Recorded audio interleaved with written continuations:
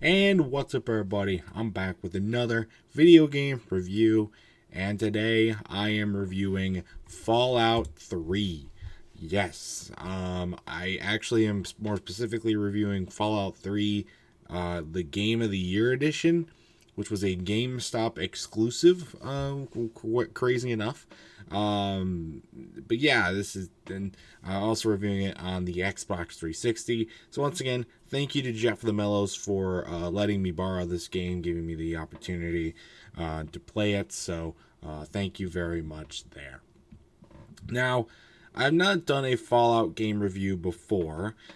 This is the first Fallout game that many people probably played because the first two games are not like the rest. This is the third game in the Fallout franchise, but it's not like it's the first one that people like know Fallout 4. But coincidentally enough, there is a Fallout 4. But I had actually when I had PS Plus and was doing all that kind of fun stuff. We were doing PS Plus. I got a bunch of games every month, like I think 3 games every month. One time I did get Fallout 76. I gave it a try, played a good amount of it. That was a while ago though. That was before I was doing doing all these game reviews and stuff like that. So I thought it was all right. So I was a little excited to try this one. But I have a lot of thoughts on it. Just bear with me here. But I do have there's a lot of things that I did not like about this game. But there are a couple things that I did like about this game. So we're going to get to those first. So here we go. First off, I think the story is pretty intriguing. I know, like, the Fallout games, I think, pretty much have all the kind of, like, the same kind of storyline. Like, it's an apocalypse after the nuclear bombs, and it's, like, mostly just kind of set in different ways. Maybe the story's a little bit different. I don't know. I think this story was pretty intriguing. You're trying to figure out, like, the past before the bomb. Everybody's been kind of all secretive with the vaults and stuff like that, and getting to run around once you get out into the main world and get to run around and do all that kind of stuff, kind of figure out everybody's past and everything like that. I think that's pretty intriguing, pretty fun to do, and I really, really like that. So that was good. It's not the most compelling story out there, but it's one definitely keeps you on the edge of your seat, and I definitely liked it. So. And then also I think the game looks pretty good. There are a few technical flaws that I was able to point out with this game, and I will get to those a little bit later. But I think for an older game, this game's not very young anymore. I think it runs pretty good. Looks pretty good. I mean, it's not like what you get today on like a PS5 or anything like that, or a Series X, but I think it does pretty good, so I like that. But I do have some gripes about this game, because I did not really enjoy this game as much as I had thought I would or hoped to. But one thing, right off the bat, why does this game need 2 discs? And you might be thinking, so the GameCube, when GameCube was around, the GameCube had, the thing where, because they had the smaller discs,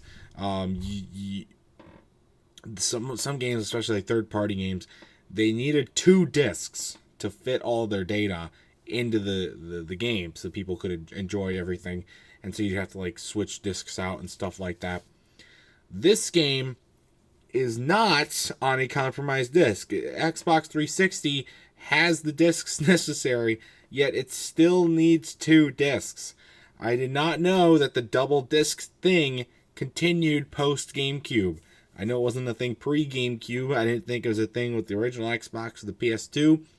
Nothing was a thing post-GameCube either. But apparently it was. That was a little bit weird thing for me to do. I've never had to do that before. It was a little funky. But I guess it doesn't... I guess if they want it to run well, that's what you need to do. Fine. But it's a little weird that they had to do that. One thing, one of my main gripes about this game, in fact, I think this is my main gripe about this game, is that it's extremely slow paced and it can be very boring. There were many times when I was playing this game where I just wanted to fall asleep.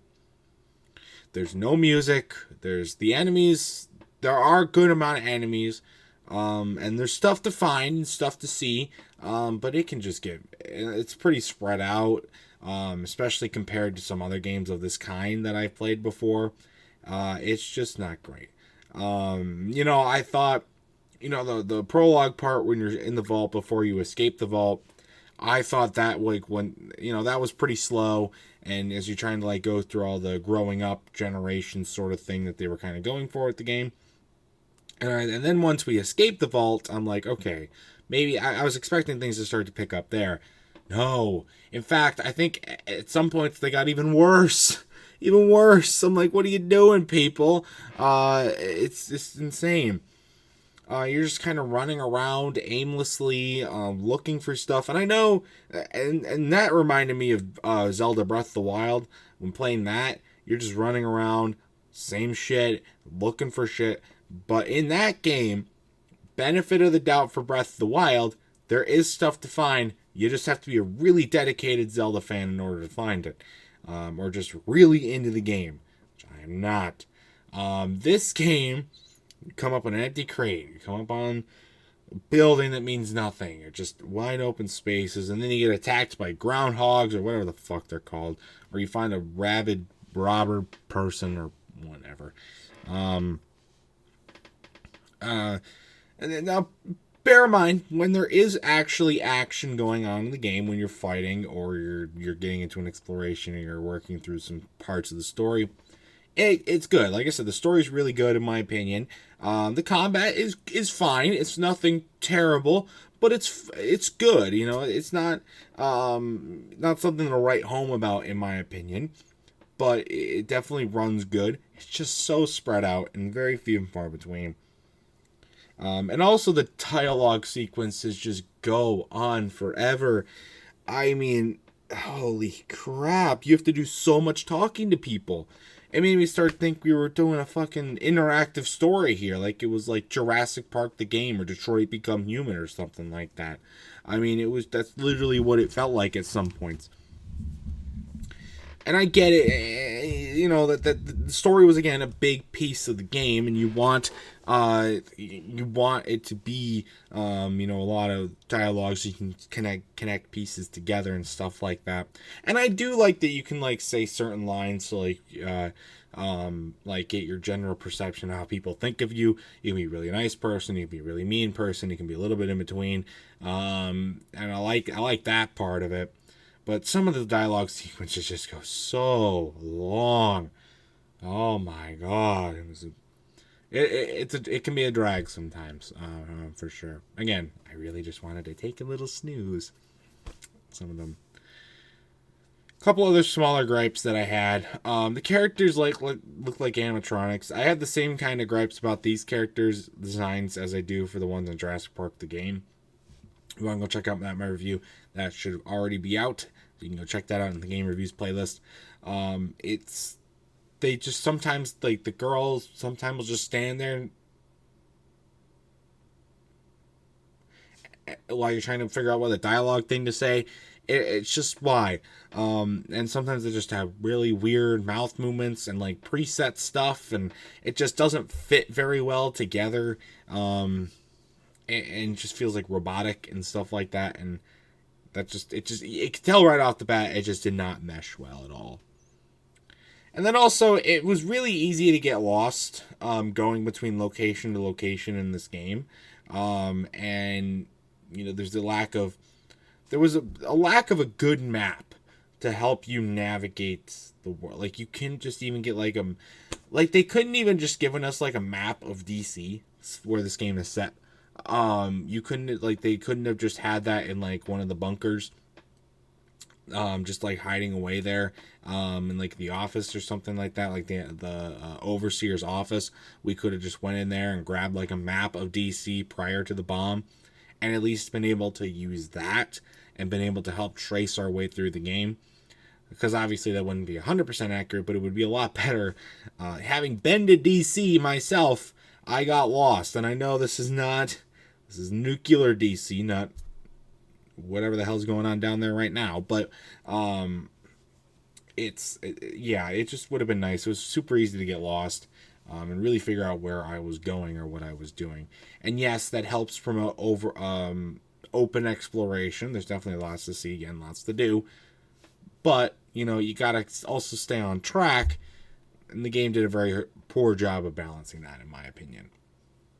And that's another thing. My final gripes, final thoughts about this game. It definitely you